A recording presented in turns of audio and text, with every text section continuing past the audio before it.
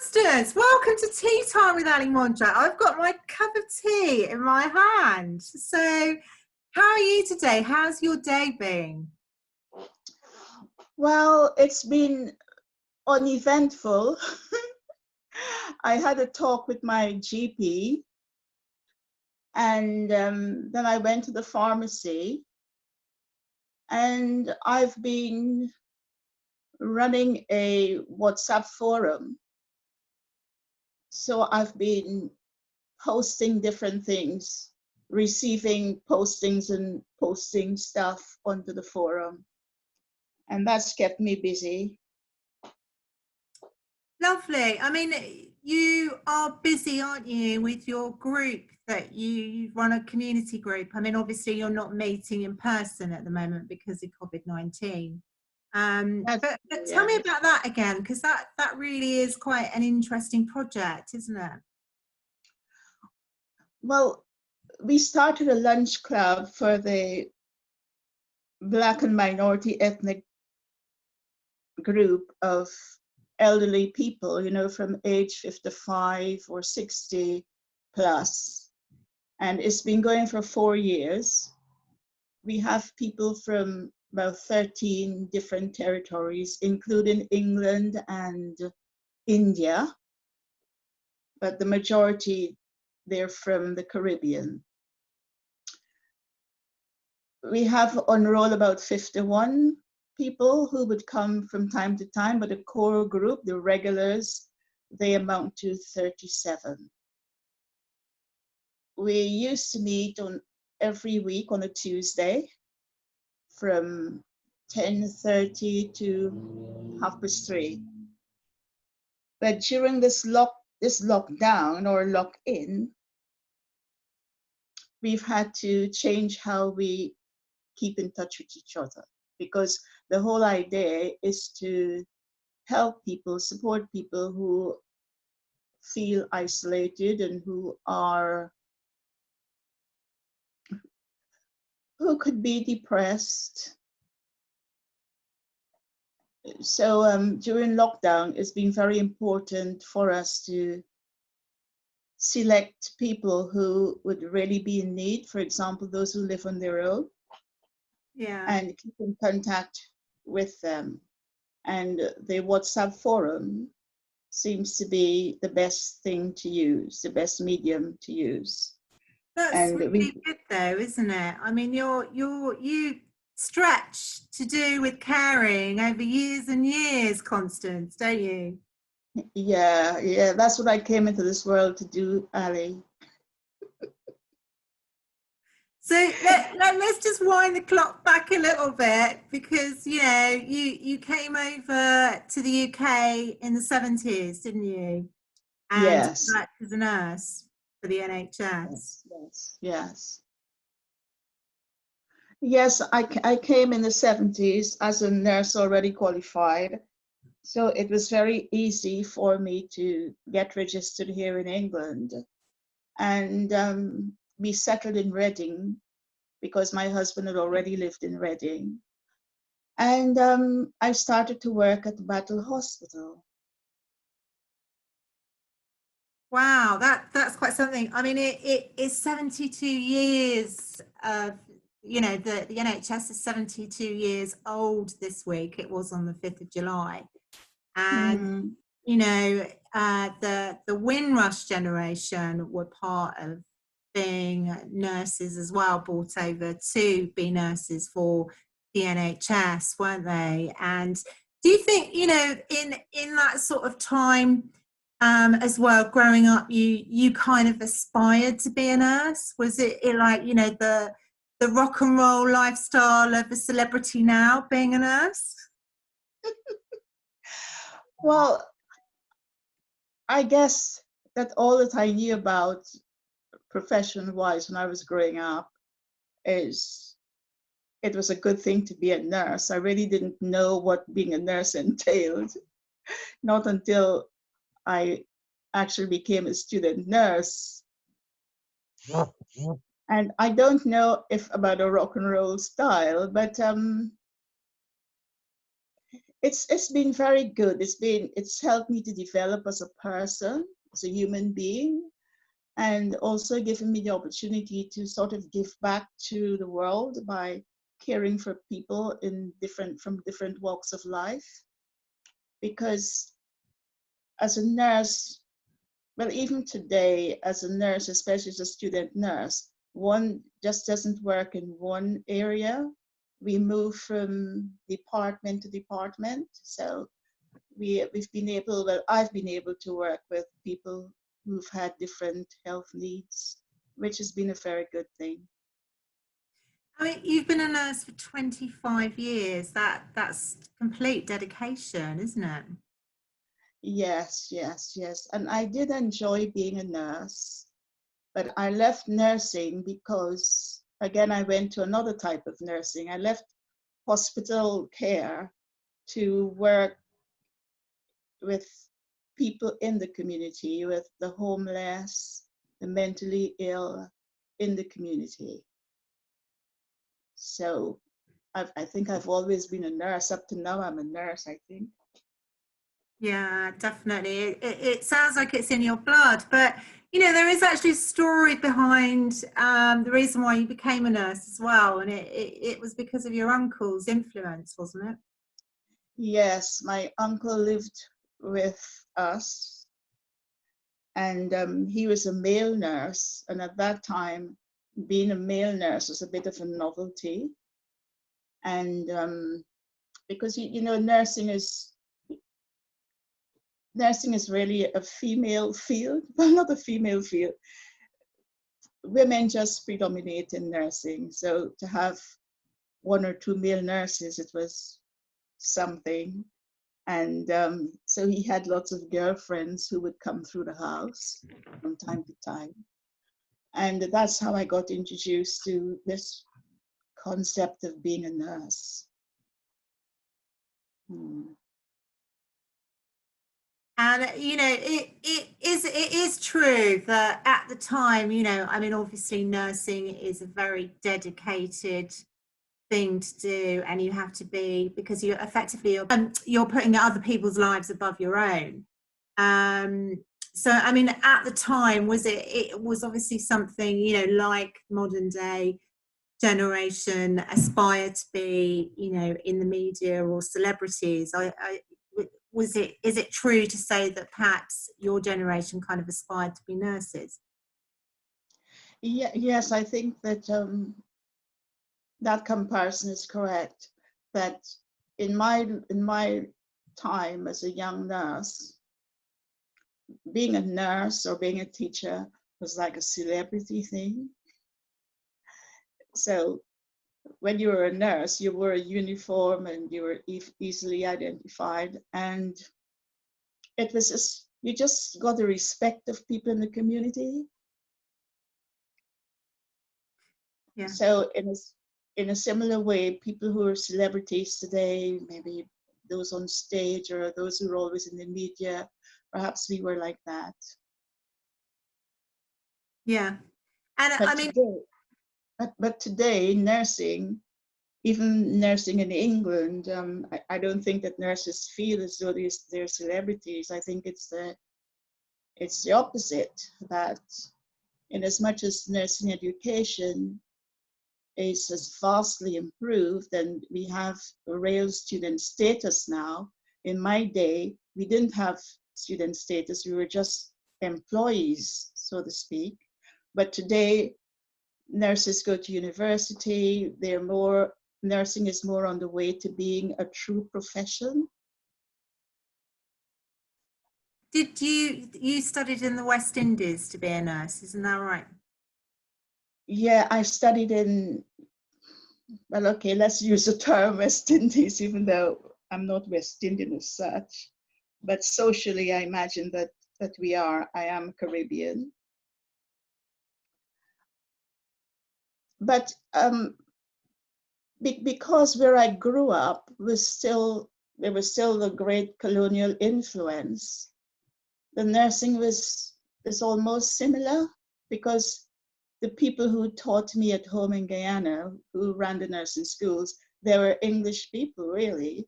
and they just took the same system from England and applied it to the colonies. So when I came to England, there wasn't much that was different.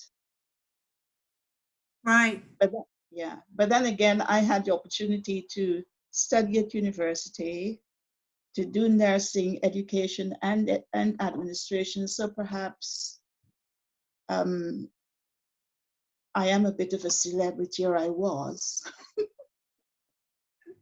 Yeah, you are in my eyes, definitely. And I mean now obviously we've got the NHS heroes because, you know, of fighting on the front line, but to do with COVID-19. But in all honesty, any nursing staff or doctors as well included have always been celebrities because they, you know, are the people that go beyond and above to put their lives after other people, you know, and put other people first. I mean, that's really quite, as I said, that's true dedication, isn't it? Yes, that's true dedication, but sometimes recently with this COVID, with this pandemic, I've been thinking that perhaps we, as caring people, we tend not to act wisely, because when you look at the fact that many nurses, many frontline people were working with COVID patients, with highly infectious patients, without proper gear, without proper PPE. And that's putting oneself at risk. And it's like being on an airplane. When the oxygen level has been diminished, well, what do they tell us? How do they advise us? If you have a young child, you put on your mask first, make sure you have oxygen, and then you look at the child. And, you know, for us to say that we are very caring people, we put ourselves before the patient, it's a bit unwise, because we need to protect ourselves so that we're going to be healthy, so we'll be able to work for longer hours and longer days with patients. When we expose ourselves to risks, well, we're not being safe, and being unsafe means that you're unwise. It's like that. So yes, on the one hand, you're committed and you're trying to help people because this is what you signed up for. But then how could you help people when you're not helping yourself? It shouldn't happen like that. No, I understand what you're saying. I mean, obviously you've got great hindsight as well because you've been a nurse for 25 years and you've had all those experiences as well. And, you know, perhaps people working in it day to day don't quite have the same view as you do. Was that a question? No, I'm just sort of, you know, yeah. I mean, you can, yeah. I mean, what do you think? I mean, you know, I mean, as I said, you have been a nurse for 25 years, and that is an amazing thing to do. And obviously, you know, you have a lot of experience, don't you, within that field. But no, I do agree with you. I mean, it is sometimes not very wise, is it, to kind of not put yourself first and think more about the protective element to do with PPE, etc. Yeah, that's true, because when you open yourself to infection, you could end up transmitting that infection to other patients. So we always have to stand back and think about what we're doing, you know, examine the situation wisely, and then we'll be able to act wisely. Yeah, definitely. I mean, did you ever find when you were nursing that there was any sort of discrimination because, you know, you are a woman as well? Because I'm a woman.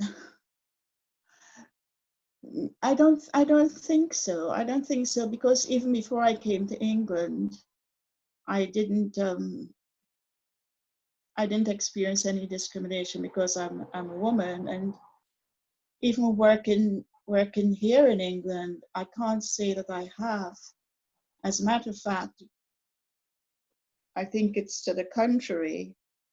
When I came to, as I told you before, I think in our first conversation, that when I came to England, I came as a highly qualified nurse. And I I started to work at Battle Hospital, and I had to almost start all over again, but not at the lowest level. I didn't become a student nurse or anything like that. I became a registered nurse. And at the time, there was the superintendent of nursing at Battle Hospital was a man named Cox, Mr. Cox. I don't remember his first name. And he called me to his office one day and he said that he wanted to do something for me. And I was new to the culture and I just didn't know what that meant.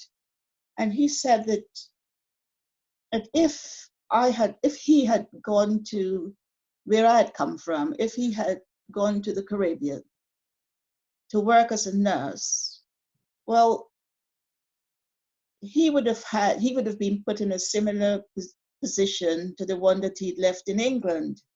So, for example, he was a superintendent of a hospital. Perhaps they would have made him superintendent of a hospital in the Caribbean. But he said that in England, that system doesn't exist at all. That no way could I be this highly qualified nurse, whatever, in England. But he said that he'd been thinking about helping me in some way. And he came up with the idea that the best way to help me was to give me the maximum staff nurses pay. And to me, that was a real godsend. Mhm. I couldn't believe it because I had to go back to being a staff nurse on maybe first year staff nurses pay. And he was telling me, well, look, I've seen the situation that you're in, and we don't have a system here whereby you could be what you used to be, where you've come from. But I'm going to make sure that you get some more money. And that was very, very good. That was very kind of him. And I always tell the story. I hope that he's not dead, so that somebody somewhere would tell him that they heard me talking about him. It was the kindest thing that he could have done for me. Well, do you know that is an amazing story, isn't it? You know, and real good. It shows that there's some wonderful people out there who were always willing to help.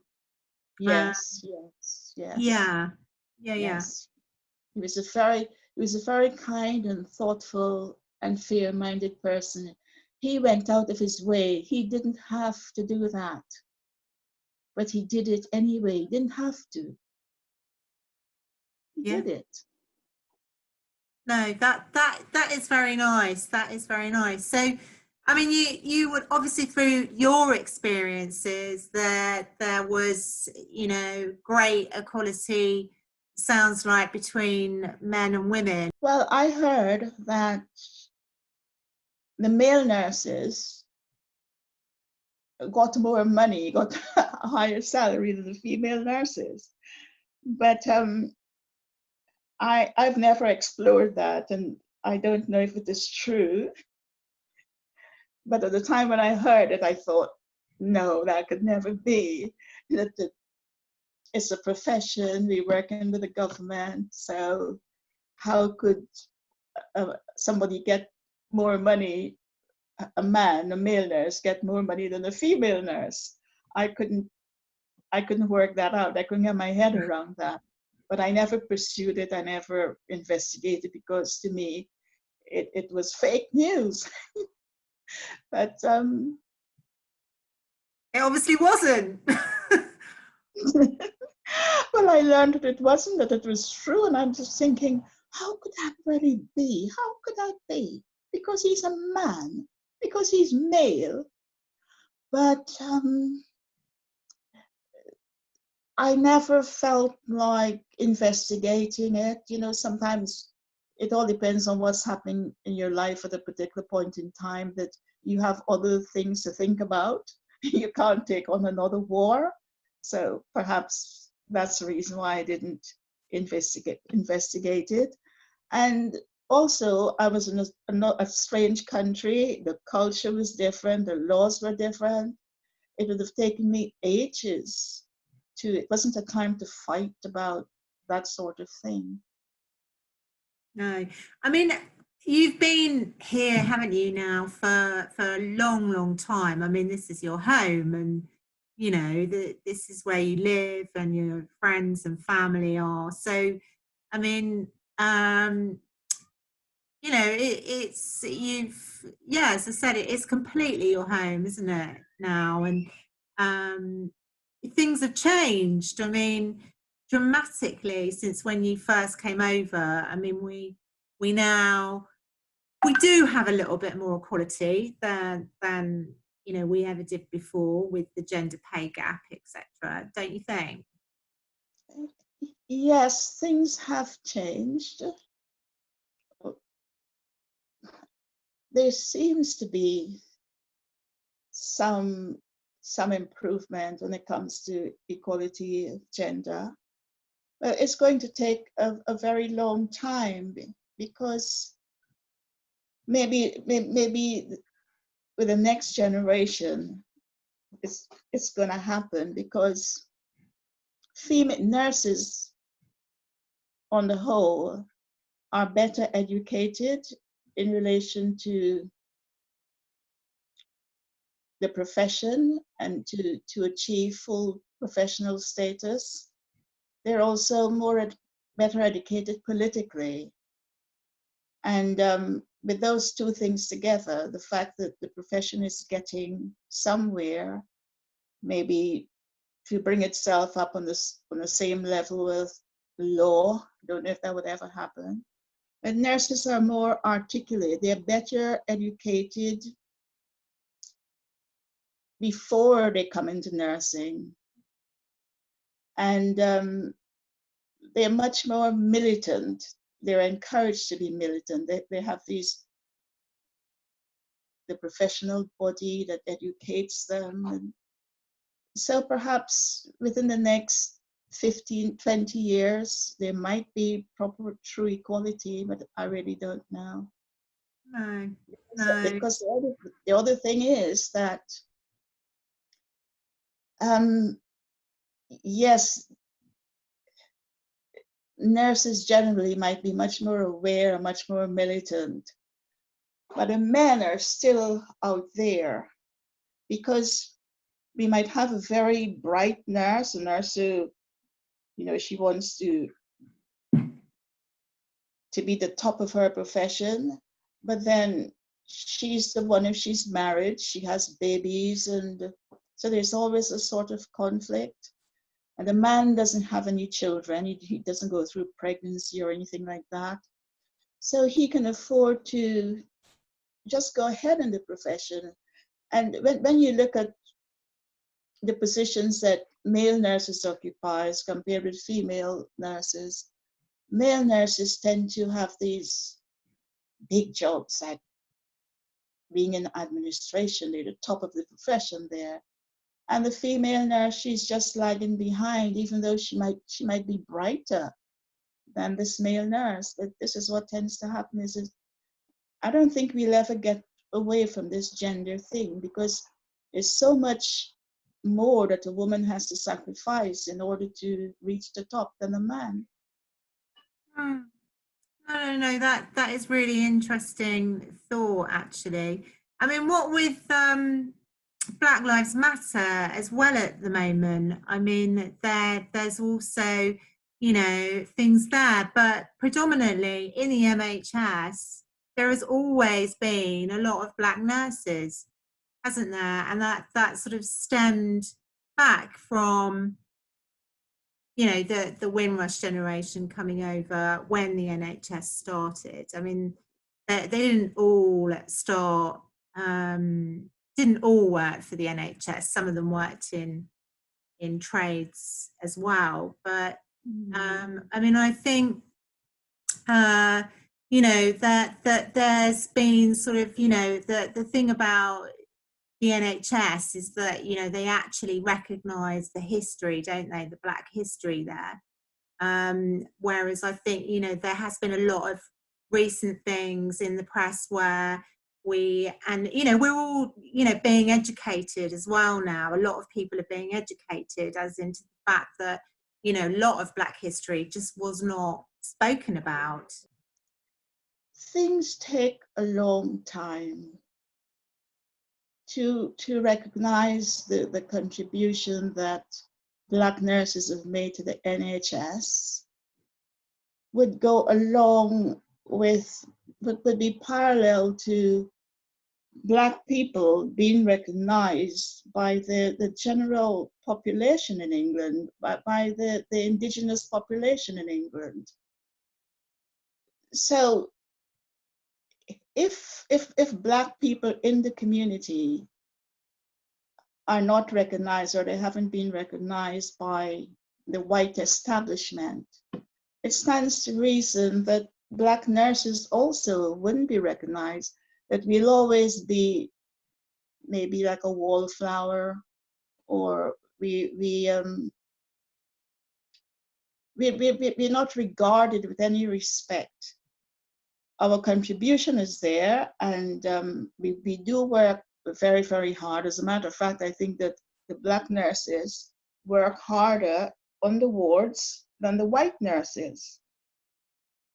But when it comes to being promoted, it wouldn't be the Black nurse who is promoted, it's the white nurse who is promoted. And one has to wonder, well, I could see all aspects of it. I could see the whole picture, you know, because white nurses, nursing students and maybe junior nurses, they would not want to be guided or managed by a Black nurse, because Black people on the whole aren't recognized. So who are you to be telling me what I must do and giving me assignments and reprimanding me? So in order to avoid that sort of conflict on the wards or in any department, I could see the administration not promoting a Black nurse, even though she's quite capable. They'll prefer to put a white nurse in charge of that unit, because that's what happens in the society. Yeah. Yeah. I mean, were there any changes? Because you know, you were in nursing effectively for 25 years. So was there no sort of progression with that at all over the 25 years? Well, here in England, I did have some problems with that. But I think that maybe I don't like to talk about these situations because I understand them so well. You know, for example, I worked as a staff nurse, I worked with a ward sister. And I just love people. It doesn't matter to me if you're blue or green, black, white, polka dot. I just love people.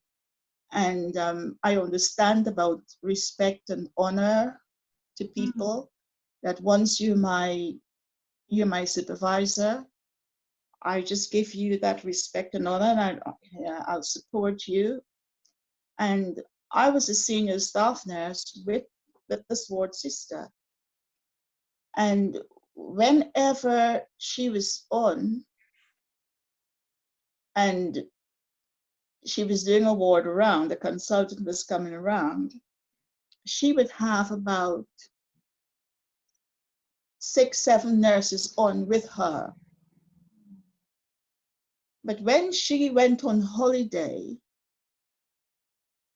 she would just assign 3 nurses to me because she's on holiday, so I'm in charge of the ward. And she wouldn't give me the staff that she would give to herself. And the other nurses, what they saw, the other nurses and the physios and the doctors, what they saw was that this Black staff nurse was just very confusing, that whenever the ward sister was away, this Black nurse couldn't run the ward as quietly or as peacefully as the white ward sister. And I got so fed up with it that I had to call somebody's attention to it. And this person was in a close friendship with a white ward sister. But she hadn't seen that. She hadn't seen it on the off-duty chart that when sister isn't there, this is what happens. When sister is there, this happens. She hadn't seen it at all. She just took it in her stride that, oh, this staff nurse, she doesn't know what she's doing. And it wasn't so at all. I knew what I was doing, but I didn't have the staff to do the work. And that's discrimination. That was putting the patients at risk, and also de-skilling me, so to speak, that I couldn't, because the patient's physical comfort at that time, that particular time, was the most important thing. I had to assign patients to myself, and I didn't have the time. I had to choose to do that because I could have been in the office going through files or so, which was my job anyway, but it would have meant that a patient was left in urine or, in a mess or so. So that's what that sort of prejudice did. It affected the patient, and it demoralized me, and it made people disrespect me, when really, truly, I was a very good nurse. I was a very good staff nurse, but that's it. I'm sad to hear that. I really am, Constance, because that's really not fair, is it? We're all equal in this life. We're all on the same playing field. It's silly. I mean, do you think though that things have got better over the years that you worked there, or not really? I don't know. I don't think so, because nurses are still complaining. But then there's a history to that, because when nurses came to England, with the Windrush rush, when nurses came to England, Black nurses came. I would say when people who were interested in nursing and who had been recruited to join the nursing profession here in England, there were 2 channels. You could become a staff nurse doing a 3-year program, and that program would have led you to become a registered nurse, and then you could have gone into administration or teaching. And the other stream was a 2-year program, whereby you couldn't be an administrator, you couldn't be a ward manager or be a ward sister or a staff nurse. And the nurses who came from the people who came from the Caribbean to take up nursing were guided into that 2-year stream. But the white nurses, they were guided into the 3-year stream. And from even before 1948, that was a system. So there we got the white nurse, the Black nurse, who really didn't have the opportunity to do administration at all. She was always what we call today frontline level, maybe a grade 4, grade 5, and never being able to man a war, to change policy or anything like that. She was always like the underdog. So somebody else comes, another black nurse comes, and that black nurse is highly qualified, is already an SRN on the same plane, similar plane to the white nurse. And so there's competition there. And it doesn't matter how qualified, how capable that black nurse is, she'll never get that managerial position. But it's probably changing now a little because of, again, education and the fact that Windrush was in 1948. It's 70-something years now. So we have children and grandchildren who've been born and bred here. And they're really British, they're really English children. And they go to the schools here, they've been to the schools here, they're qualified, they've done their A levels and what. And they too could go to university and do this nursing program that's now a 3-year, 4-year program at university.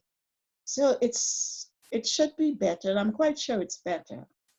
But yet still, we wouldn't be seeing equal opportunity.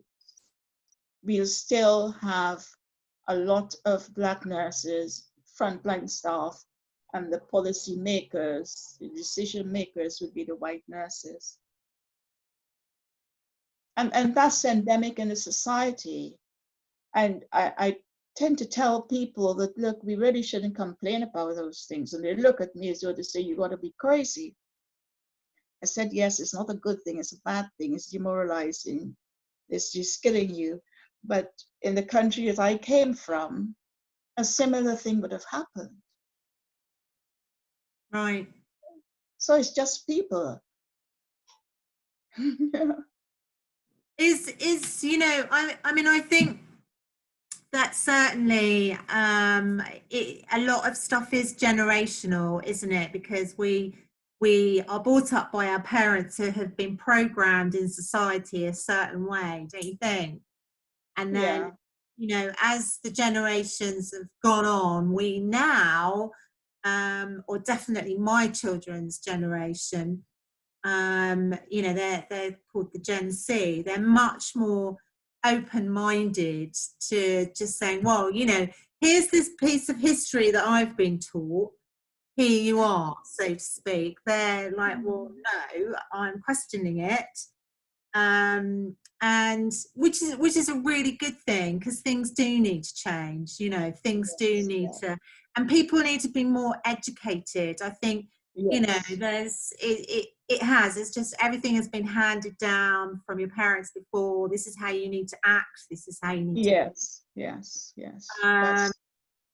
yeah, and I mean, definitely, you know, there was a shift in my generation. I mean, I'm a 70s child, you know, and I always say to my children, well, actually, we were the generation that started to ask questions and say, you know what, actually, we're going to push a few boundaries here. I think things are changing, but I mean, I think, you know, you're quite right, is people need to be educated, don't they? Yes.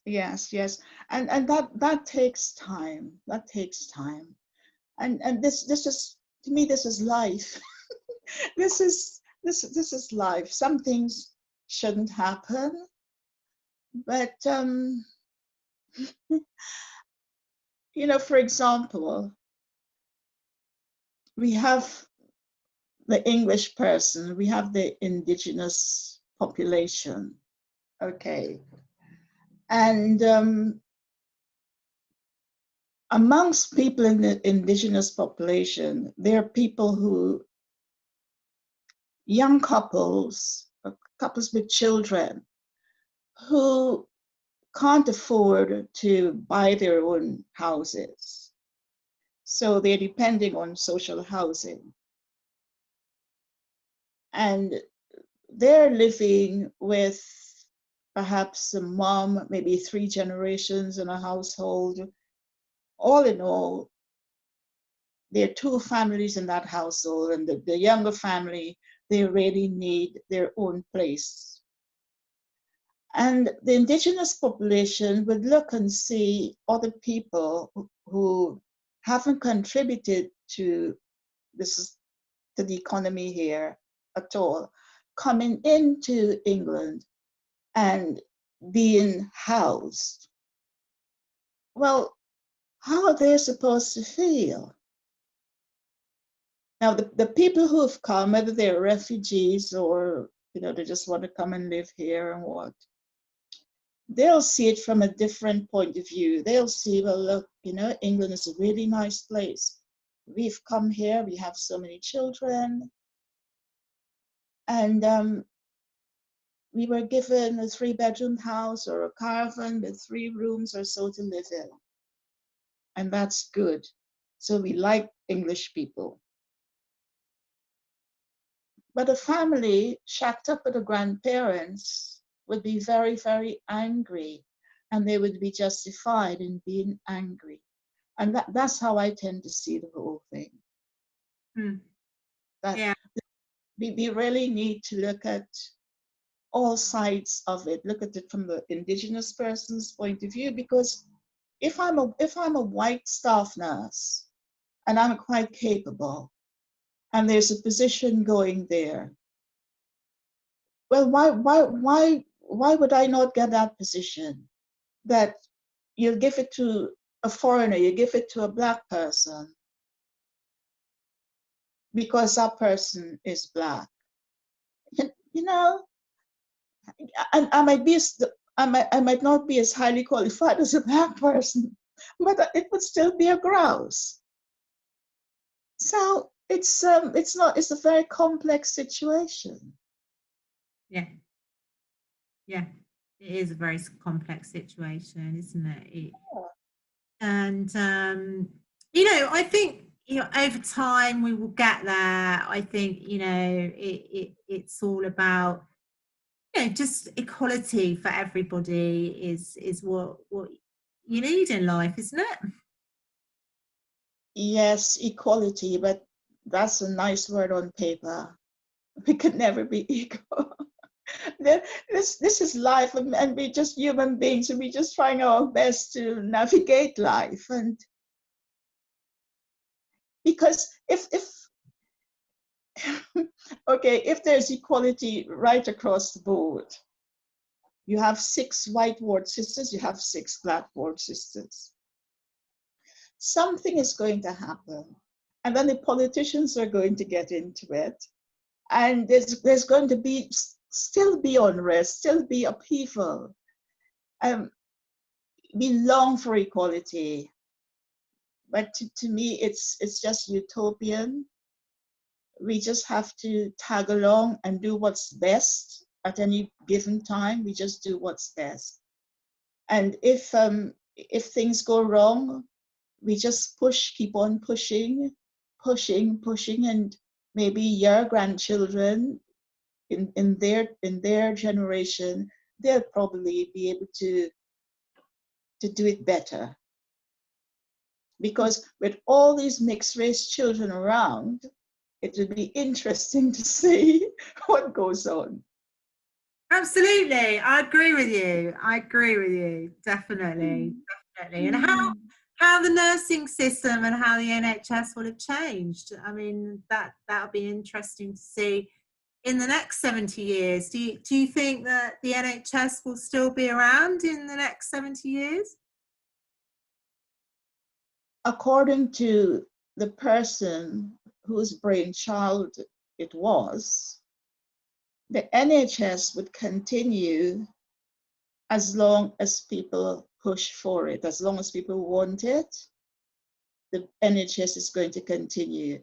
Perhaps it wouldn't continue the way in which, well, even now, it's not the way in which Nye Bevan wanted it, even though I say that it wasn't really his idea, that the NHS, when you look at the structure of the NHS, when you look at what the NHS is to the world and to the United Kingdom, it's something that must have come out of heaven. Heaven must have put that in the mind of Nye Bevan and his associates, because it's such a beautiful system. It's complex, it's complicated, but it's a great system. It's a beautiful system.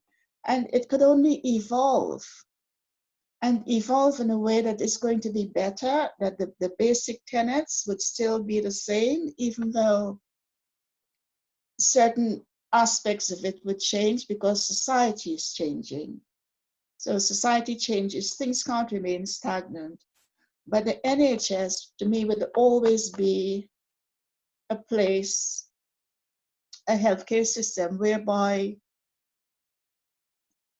anyone, you could be the queen, you could be, doesn't matter what station in life you're from, that you could go to a hospital, you could go to your GP, and you could get proper care, the care that you need at that particular time, without anybody discriminating against you, without anybody saying to you, oh, well, you're this, or you look this way, whatever.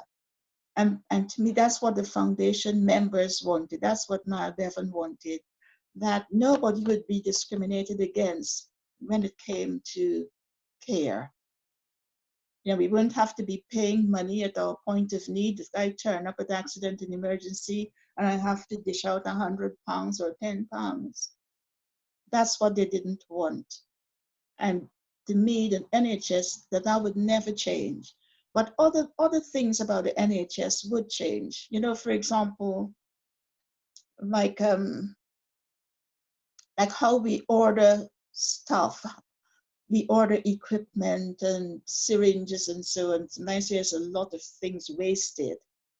Now perhaps there would be some sort of tailoring of that, and certain departments would also maybe be farmed out to somewhere else. But the real NHS wouldn't change.